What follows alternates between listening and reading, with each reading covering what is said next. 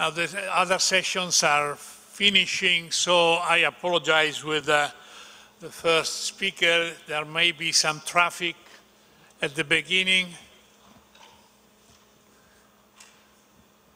I'm very pleased to welcome you all to this 2016 International Meeting on Asthma, COPD and Concomitant Disorders. Some housekeeping. We start on time right now with 2 lectures, and then we will have a symposium on micropathology. And we practically go directly from here to dinner, because dinner is 25 meters from outside of the hall. But if someone wants to go back and have a shower, he can do it and with no problem. I'm pleased to invite Professor Becchi and Dr. Roversi to chair the first session, and introduce the first 2 opening lecture that will be given by Professor Vestbo and Professor Celli. The second session has a large number of chairmen, because it has a large number of topics that require different area of expertise. Thank you.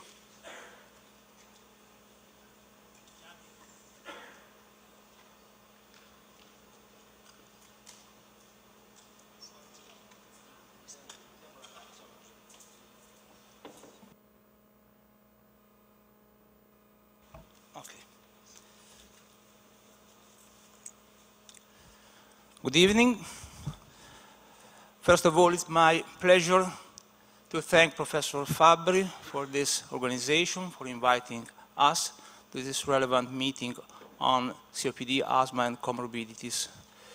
My name is Pietro Roversi. I'm Chief of Respiratory Disease. Now, since Professor Fabbri moved to another important hospital institution, he is Director of Internal Medicine Department, University of Modena, and my co-chair is Mariangela Becchi.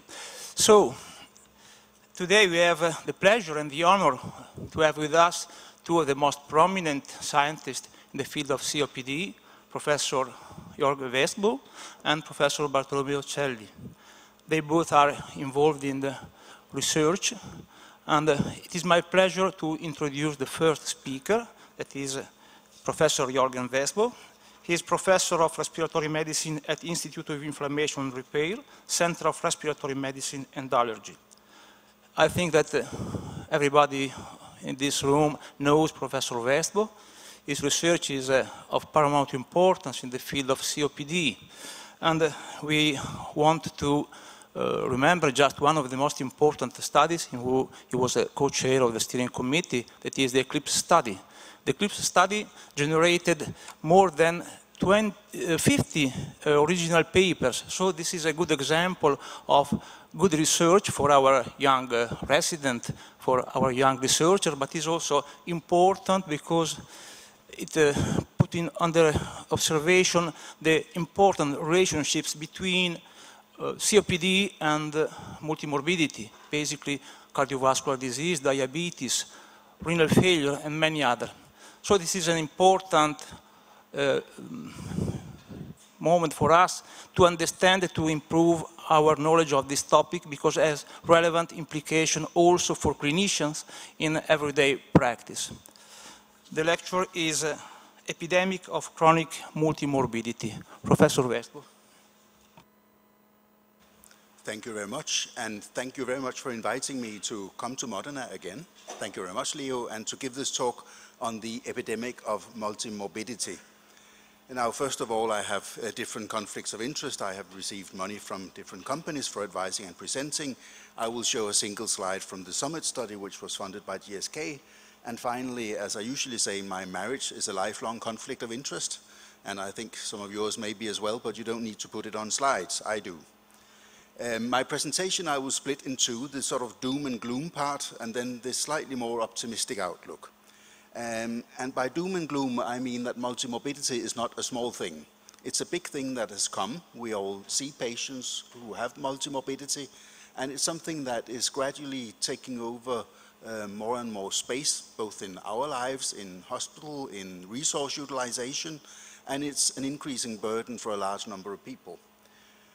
So a lot of it has to do with aging. Now, of course, it's not a bad thing that we get older and older. It's actually a very good thing. But with increased aging comes different disease patterns. And that is what we're talking about today. So gradually, this is just showing the pattern of age distribution in less developed countries and more developed countries in 1970 in the top, and at the bottom of how we think it will look in 2050.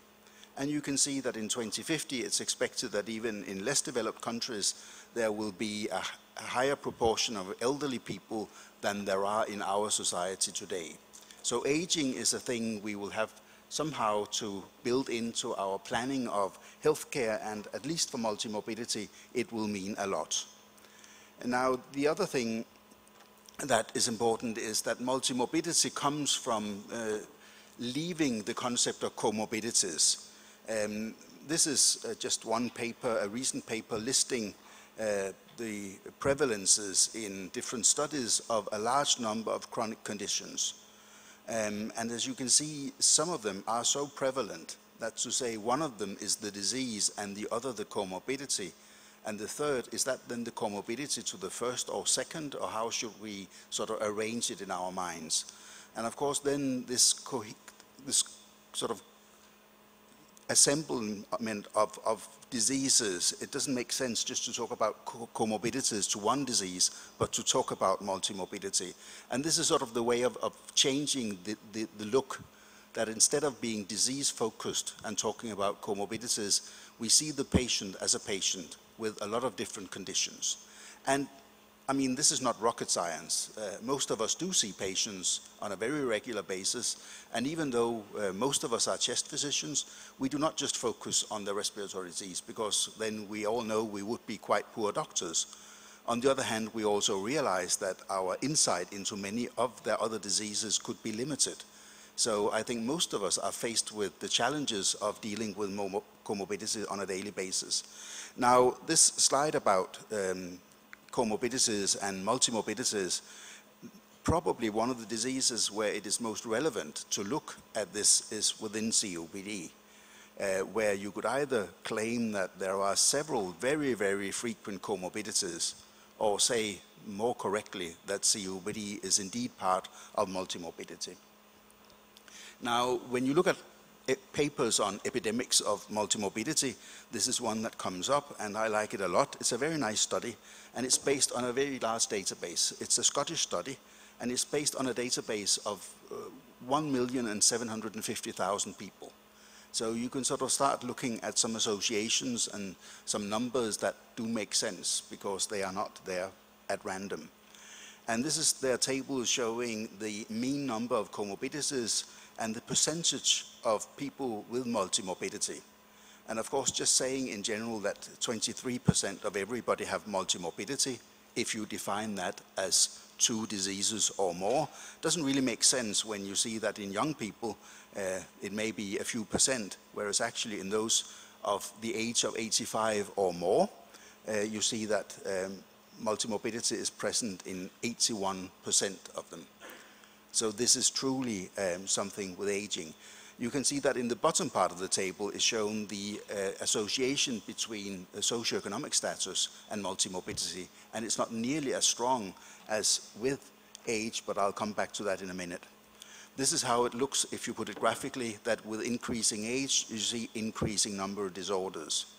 So in the very young people, you may just have 10% of people with one disorder, but when you get to the age of 85, 10% will have 7 or more disorders.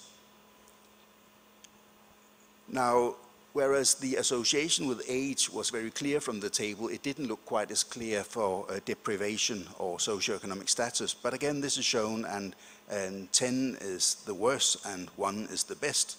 And you can see that if you look, for instance, at the point where a third have multimorbidities, then this is the age span that differs in deprivation.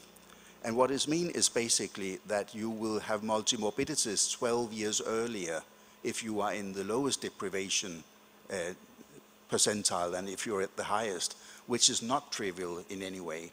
So even though it may not look as striking as for age, there is an extremely strong association. And there is a reason for that. If we look again at deprivation and multimorbidity, and if you look at those most deprived with COPD, you see that they have extreme high likelihood of having other diseases. And it comes without saying to most of you, of course, that COPD is probably the main driver of social inequality in health. And it's very closely followed that if you have COPD, a pain disorder, and depression, I'm afraid that you are very likely to be in the very low deprivation scale or score. So there's a clear link here. And of course, knowing that deprivation comes with economic status, with health literacy, and with the ability to express your symptoms to your doctors, no wonder that multimorbidity is associated with poor health status. Now you can get a much better understanding of all these diseases, how they are linked, by doing very fancy mapping. And I think everybody likes sort of figures like this. And it makes sense that the respiratory diseases are linked to cardiovascular diseases, to diabetes, to chest fractures. But then again, sometimes when you look at these maps, they might look very fascinating, but also I think it's just too fancy. Because suddenly out here you have lung cancer and bladder cancer, both of them strongly associated with smoking, just as vascular disease and COPD. And I would sort of question whether these very fancy analyses sometimes are a bit too fancy and create good slides, but poor insight. Now, the consequences of multimorbidity are quite clear. We know from many, many studies that multimorbidity is associated with increased risk of death, disability, functional status, poor quality of life, and other adverse outcomes. Also, it is a strong predictor of being exposed to fragmented care. And by that I mean we have the patient traveling around seeing all the different specialists and being exposed to a number of different messages, priorities, and treatments. Multimorbidity also leads to polypharmacy, highly increased risk of adverse drug events, and it also leads to social isolation and deprivation. So just saying that socioeconomic status gives multimorbidity is a very simple picture. Also, having multimorbidities lead to isolation and poor socioeconomic status. Now, the polypharmacy is something that is a huge problem. I had a mentor in pharmacology who often said that non-adherence has saved a lot of lives. And I do believe that's true. We very often see patients who get discharged from the Department of Medicine with 17, 18, 19, or 20 different drugs. And you just wonder what happened if they actually took all of them at once. I hope they don't, but I don't think any of us really have sufficient insight into interactions and to how patients function when they're actually given all these treatments together, because we all know they are registered from trials in patients who do not have all the other diseases. And I think that's a huge caveat. Now, polypharmacy is not just bad. There are several examples of diseases that are treated very well with several different drugs at one time. But these patients with multimorbidity really have a problem when you look at their medication lists. And of course, the problem is how on earth will you be adherent to 18 different medications? And you end up actually starting treating not so much the diseases, but the adverse events of the other treatments. And suddenly you have an ever-growing list of medications. And it's not infrequent if you're a clinician that you can actually take 4, 5, 6 drugs away and the patients feel much better than when they were on their drugs. And it's not just sort of a joke, it's actually real life. Now, what we often think is that, well, the good thing is that if we treat one disease, the treatment of that disease will also make some of the other diseases much better. And I will leave the management of multimorbidity to Barcelli, but just say that we've been quite disappointed in our beliefs that treatment of one disease will also affect the other diseases in a good way. And I think the best example was statins in COPD, where we all thought that reduction of systemic inflammation would be extremely helpful. The StatCope trial, where patients who did not have a cardiovascular indication for statins, but had COPD, they were randomized to simvastatin or placebo. The outcome was exacerbation, and there was no difference at all. Another sort of area where we had some optimism was that if we treated patients with COPD and cardiovascular disease with treatments including inhaled corticosteroids, we would reduce cardiovascular events. And that was actually the whole purpose of doing the SUMMIT trial very recently in patients with moderate COPD and cardiovascular comorbidity. And if we look at the primary outcome, which is overall mortality, as you can see on this slide, there was absolutely no difference. So even though the drug may be a good respiratory drug, it does not do anything good to cardiovascular disease. Now, it's not all doom and gloom. The second part of my talk is actually about the things that may be turning things in a good direction. And I think we could go back because on the Summit Steering Committee, we were pulmonologists and a few cardiologists. And I think the respiratory physicians, when we looked at this, we thought, oh, that's very sad. It doesn't reduce mortality. And the cardiologists in the steering committee were actually quite impressed with the data because they were quite sure that if you gave beta agonists to a large group of people with cardiovascular disease, you were bound to see cardiovascular adverse events. And actually, it turned out that the treatments were safe. So sometimes the glass may not be half empty, but could be seen as being half full. Now, to some of the more optimistic data, actually, when we sort of say that with aging we will see more and more multimorbidity, there are a number of chronic diseases that are declining, even COPD. Even though we always tell for awareness purposes of this huge problem, if we look at national mortality data across Europe, there is a steady decline in mortality from COPD, mainly seen in men, but also a slight but gradual decrease in COPD mortality as well. It's different in different countries. In Sweden, for instance, where there are very low rates of COPD, if you look at the y-axis, women took up smoking fairly late, and we see that the death rates from COPD are still increasing, whereas in the United Kingdom they are stable for women and falling quite rapidly for men. So that's good. And it does sort of bring the message back that overall we are not doing that bad. And I think we should take credit for it. I think respiratory physicians are sometimes slightly modest and saying, well, we cannot impact on anything. Well, something is working. And I don't think it's just primary prevention. Now, in cardiovascular disease, a decline in mortality has been seen for a number of years. This is in younger adults where it's not quite so relevant, but in adults aged 70 years or more, you see in all the countries listed on this slide, a steady decline from the 1950s and until now. And it's more or less a linear decline. Now, there are areas where that is not seen. This is the former Soviet Union in Russia, where you see an increase in cardiovascular deaths, which is actually more or less in parallel with external causes of injury and poisoning. And I'm sure a lot of this is related to excess alcohol intake.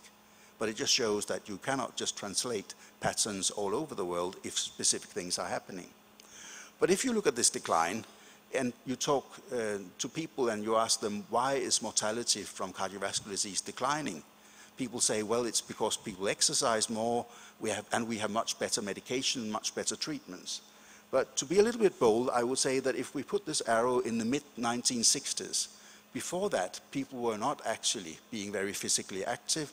They were not, in general, doing healthy diets. There was very little awareness of primary prevention of cardiovascular disease. And for instance, statins, they didn't come in until the beginning of the 1980s. And if you look at the decline in mortality, it started way before that. And to be honest, my best explanation of this is divine intervention. I'm not sure we can explain it entirely by treatments, but it doesn't matter. We go with it. And I think for COPD, we should do the same with the decline in mortality. Now, there are also some interesting things when you look at epidemiology, because if you look at countries and increase in systolic blood pressure, for instance, every time you see an increase in systolic blood pressure, you also see an increase in cardiovascular mortality. But the interesting thing is that there is no association at all between the average increase in obesity and the levels of mortality from cardiovascular disease. So this is actually the obesity paradox. And it may be that people who are obese or getting more and more obese are looked after better. So we earlier discover that they need statins, that they are at higher risk of hypertension, and that we affect that earlier, so that the real effects of obesity are taken care of better now than it was previously. But it is a paradox that even with quite large variability in body mass index, you do not really see changes in cardiovascular mortality. I find that quite astonishing. Now, of course, the interesting thing for cardiovascular disease compared to our area, COPD, is that when you start changing risk factors, you get benefits much quicker than we do. So I'm quite sure that some of the effects seen in cardiovascular disease, the beneficial effects on mortality statistics, we will also see them in COPD in the future. So finally, without going into treatment, I will just give you a few thoughts about multimorbidity patients, because they take up a lot of space. And you could say that the 2020 multimorbidity clinic building should be taken over from Taco Bell, so we had a nice, huge building where we could have all these huge multimorbidity clinics. And I think if that's what we aim for, we will be so wrong that we just will have to realize we were born on the wrong planet. If you look at what's happening in the world today, the world's biggest taxi provider owns no taxis. The biggest hotel room provider owns no hotels. The biggest app provider owns no apps at all. And it just makes you wonder whether the largest multimorbidity clinical provider in 2020 will be a hospital owner. I'm not so sure. I think the whole challenge with dealing with multimorbidity is that we need to think differently. Where I come from, everybody says it has to be taken care of in primary care. But how on earth would you imagine that primary care would be able to take on this huge burden and still be doing what they do? So you may put it there, but you need to work differently. And I think that's the challenge with multimorbidity. Not just to send patients around to different specialists and hope everything will be fine, but to think differently. So my conclusions are that multimorbidity is here and it's come to stay. We will see more and more because of increased aging, which is good. Multimorbidity carries a risk, and these risks are enhanced by fragmented care. I do not think that multimorbidity calls for traditional multi-specialist care. I really think we need to think outside the box. Thank you very much for your attention.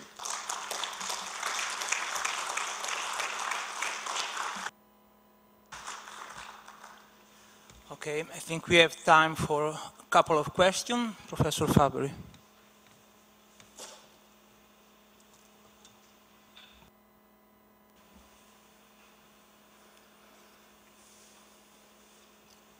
Thank you. Thank you, Jorgen, for this comprehensive review. The data that you present come from epidemiologic studies, and the picture looks very different by looking into the people admitted to the hospital. Mm-hmm. The major problem that we nowadays have in the hospital is that most of the people are elderly, most of the people come from an acute event, whatever it is, and then finish the acute event that we are pretty good in dealing with, you find a multi-morbid, very severe patient, which to me looks a little different from the one that I read in the literature. The reason being that if you are looking for cardiovascular and you measure hypertension, you have a different figure from a severe hypertension patient. Or the same is for ischemic heart disease, and you have, minor angina, or you have major myocardial infarction, and so on.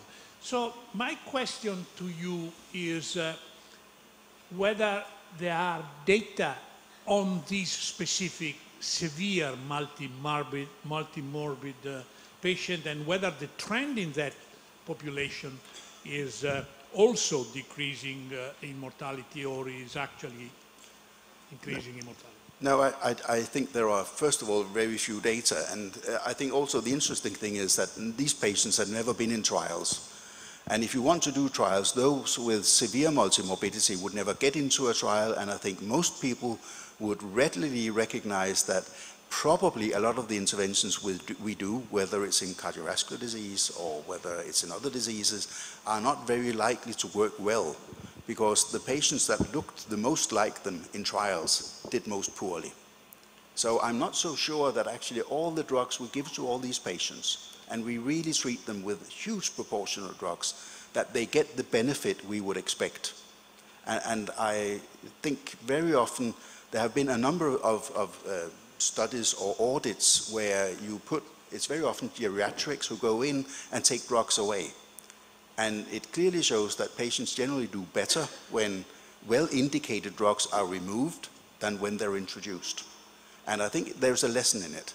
So I'm a clinician like most of you, and when you have these patients, I think the trick is to decide which are the important 5 or 6 drugs that this patient can tolerate and take. And you need to pick your winners, and that's the difficult part. And there are very few trials where people try evidence-based, because how would you do it? Would you look at which disease carried the biggest risk in this group, or which had the biggest effect on their quality of life? I think that's the problem. So we just treat everything we find. And I don't think I don't know what else we could do, but I don't think we do well for patients. And I think Bart is going to talk about how people could sort of look at treating the multimorbid patients, not with individual drugs, but with a slightly more sort of overall approach. And then just pick the most important drugs. You don't want to send them home with a huge high blood pressure, but do you really want, in this patient who already gets 15 medications, to aim for 130 over 80? Which will, by the way, make them dizzy and fall, and they'll break the hip and something else will happen. I find it very difficult. But I'm sure that these patients grow in proportion just like the epidemiology part. So I think they're just a proportion of them growing at least as quickly as the general picture in the population.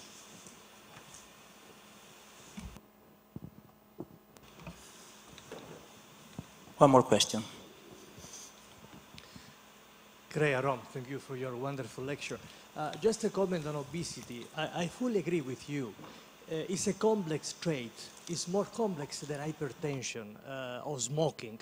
And in particular, we have to separate patients who are insulin resistant or insulin sensitive.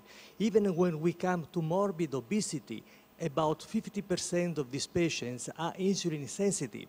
And in a recent study, we found that in morbid obese patients who are insulin sensitive, vascular function is perfect.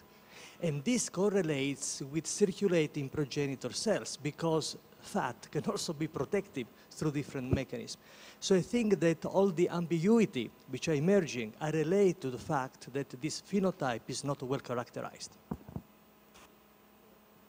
Thank you for that comment. I completely agree. It's much more complex than just measuring body mass index. It's just amazing that when everybody talks about obesity being such a big risk for cardiovascular disease and diabetes, that actually the biggest impact on obesity is that these patients have musculoskeletal problems that make them disabled to a degree that costs society enormous amounts of money.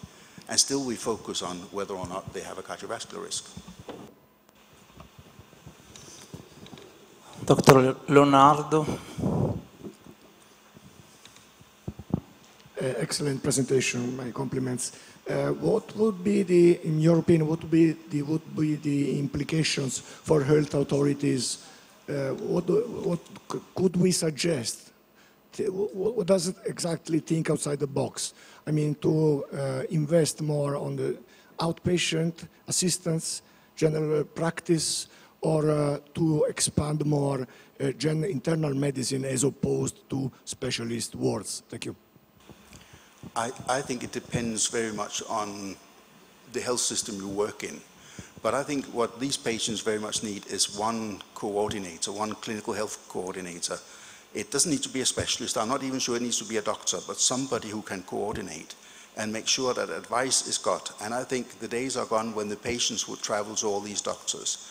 And I think that instead of doing telehealth by sending a computer screen home to the patient, I think we should have the computer screens in our office, and we could do the sort of virtual ward rounds with the different healthcare coordinators taking care of these patients. Because they need the specialist input, but they need the specialist input in light of all the other diseases they have. And that's where we miss the trick, I think. So I have no smart ideas. I just think we need to think differently, and we need to bring the advice to the patient and through somebody who works with the patient and where they have the connection we would have liked to have with them, but we cannot because they have all the other diseases and they rush around and seeing other medics. I have a small question. Just to I come back to the previous question. We know that COPD is a very heterogeneous disease. So, do we have some clinical practical advice that can be translated into clinical practice that we use as clinicians, considering the relationships between some disease and COPD? For instance, renal failure and COPD, which is the phenotype that is more affected, or FEV1 decline and cardiovascular disease, or do you have some suggestion to translate in clinical practice on this specific topic? Yeah, I wrote to you. I don't think I have some smart advice, but what I think is the most crucial for our patients is that instead of treating them with more and more inhalers, as we often do, I think the main thing we need to focus on is physical activity. If we see them so early that there are still something to achieve. Because our inhalers are not going to change their comorbidities. But if we can give them a good bronchodilator treatment that can make them slightly more active, we will be able to impact on both their cardiovascular disease, their osteoporosis, their obesity. So I think it's about thinking which treatment is most likely to impact on the patient and not just the disease I'm treating. And I think very often patients are put on regimens that are very good for one disease but makes it impossible to do what they should do for other diseases. So for instance, I have patients who go to a cardiologist and they have extreme advice about diet to get the cholesterol down. And I think sometimes this patient is never going to function on that diet, and I don't want my patient who is quite lean anyway to go on a diet because they will disappear and they will fall and fracture. So I think it's treating our own disease as a specialist without harming or perhaps even improving the possibilities of treating the other parts of that patient as well. But that's all I can say.